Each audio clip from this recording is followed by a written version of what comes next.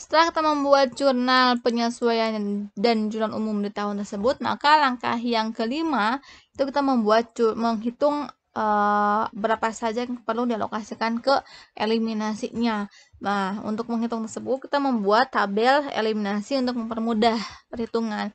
Untuk tabel eliminasinya di sini karena kita mengeliminasi terkait dengan investasi ya, investasi pada saat si parent mengakuisisi atau melaksanakan investasi di PT Satria itu dia nilai bersih, nilai buku aset bersihnya senilai 800 juta dari jumlah sahamnya 500 juta dan saldo labanya 300 juta.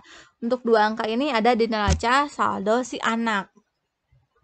Nah, lalu bagaimana ini pengalokasian ke CI dan NCI-nya? Karena nilai bukunya 800 juta dan kepemilikan CI itu 80%, maka untuk PT Pandawa kebagiannya 800 juta dikalikan 80% dan untuk NCI-nya 800 juta dikalikan dengan 20%, sehingga diperolehlah angka 640 dan 160. Sedangkan untuk perolehan laba di tahun tersebut, jumlah laba yang diperoleh oleh si anak itu kan di tahun 2015 400 juta. Maka yang 400 itu dikalikan sama ke CI-nya 80 dan untuk NCI-nya 20%. Jumlahnya 400 juta karena laba bersih menambah saldo laba.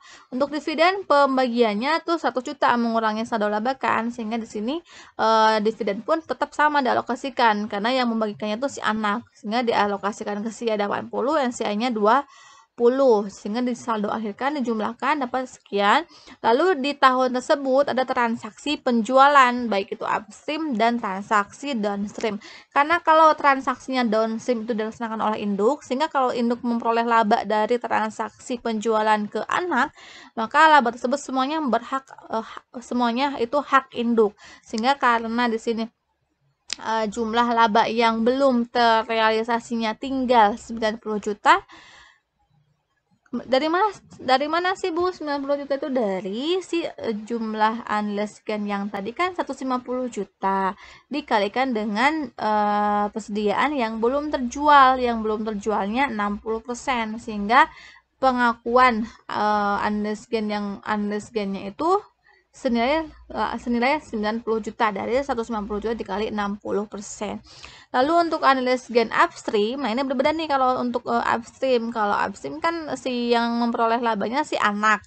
Sedangkan anak itu kepemilikannya bukan hanya induk saja, tapi ada juga pihak lain. Sehingga laba yang diperoleh oleh anak berapapun itu besar atau kecilnya itu tetap dialokasikan ke induk berapa dan anaknya dan NCI-nya berapa. Karena di sini transaksi penjualan dari anak ke induk itu menghasilkan perolehan laba senilai 120 juta, itu dikalikan nih yang 120-nya untuk si NCI-nya si I itu 80% dapat 96 dan untuk NCI-nya 20% dapat 24 juta. Maka saldo akhir disesuaikannya senilai 694 dan seterusnya.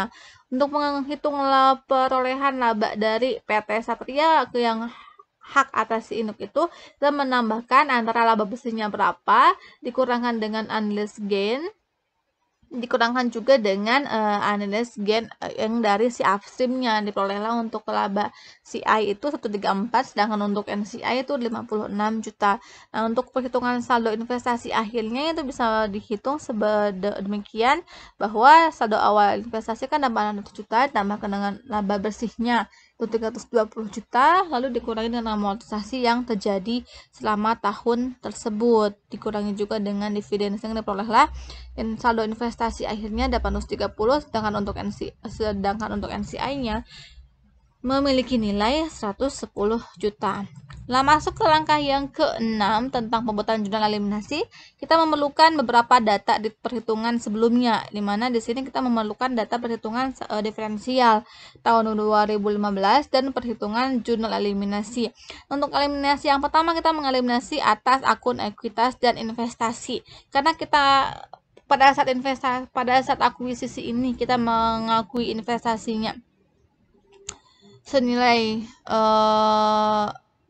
sudah dipengaruhi dengan penambahan dan pengurangan laba, maka kita harus mengambil datanya dari perhitungan yang eliminasi ini. Dimana ketika kita mengeliminasi ekuitasi dulu, kita si saham biasanya itu dihilangkan dengan mendebit, saldo laba juga didebit senilai 500 dan 300. Lalu yang ketiga itu ada bagian laba atas PT Satria. Bagian labanya dengan diperoleh dari si tabel perhitungan eliminasi.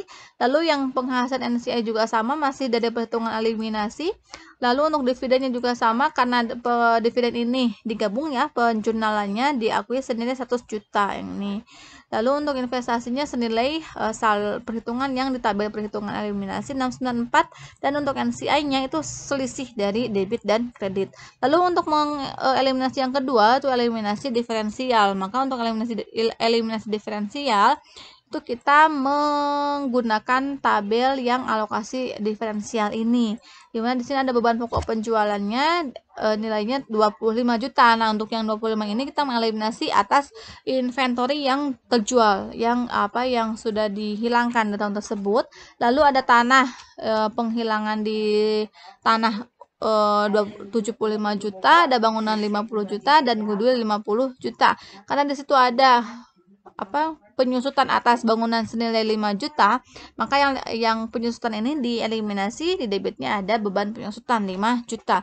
Lalu untuk bagian laba PT Satrianya berhasil dari perhitungan yang ini, karena kita kan mengeliminasi diferensial untuk CI-nya ke bagian berapa dan NCI-nya berapa. Untuk jumlah amortisasinya kan 30 juta ya, sehingga yang 30 juta itu dikalikan 80% dapat 24, dan untuk NCI-nya kebagian 20%, dapat 6 juta dari 30 juta dikali 20%. Sehingga di sini bagian laba atas PT Satrianya 24 juta, sedangkan untuk NCI-nya 6 juta, investasi pada PT Satrianya 136, sedangkan untuk NCI-nya 34 juta.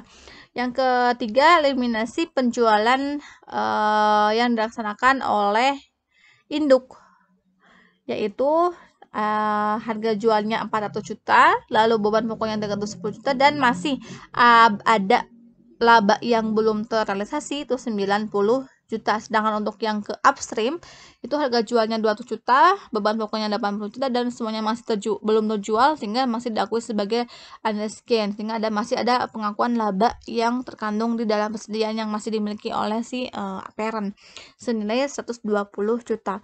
Lalu untuk sewa tadi kan, yang transaksi sewa bagi si induk itu diakui sebagai pendapatan, sedangkan bagi anak itu sebagai beban, maka harus dieliminasi. Maka untuk mengeliminasi sewa tersebut, jurnalnya di debitnya pendapatan sewa, dan di kreditnya itu beban sewa, untuk menghilangkan pengakuan ganda yang tadi yang dimaksud.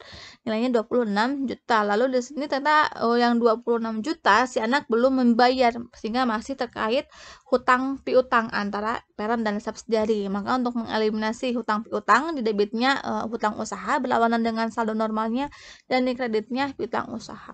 Nah, dari jurnal eliminasi ini kita lebih mudah untuk memposting kemana gitu, ke kertas kerja konsolidasi, sehingga diperolehlah kertas kerjanya seperti ini. Lalu dari kertas kerja ini kita pecah ke pembuatan laporan keuangan konsolidasian untuk setiap jenisnya, laporan laba rugi dari penjualan sampai pengakuan beban bagian laba NCI, lalu PT untuk laporan perubahan ekuitas itu dari saldo laba sampai dividen, dan sisanya masuk ke laporan posisi keuangan. Ya, demikian untuk penjelasan intercompany profit terkait dengan inventory. Kita ketemu lagi di video selanjutnya. Assalamualaikum warahmatullahi wabarakatuh.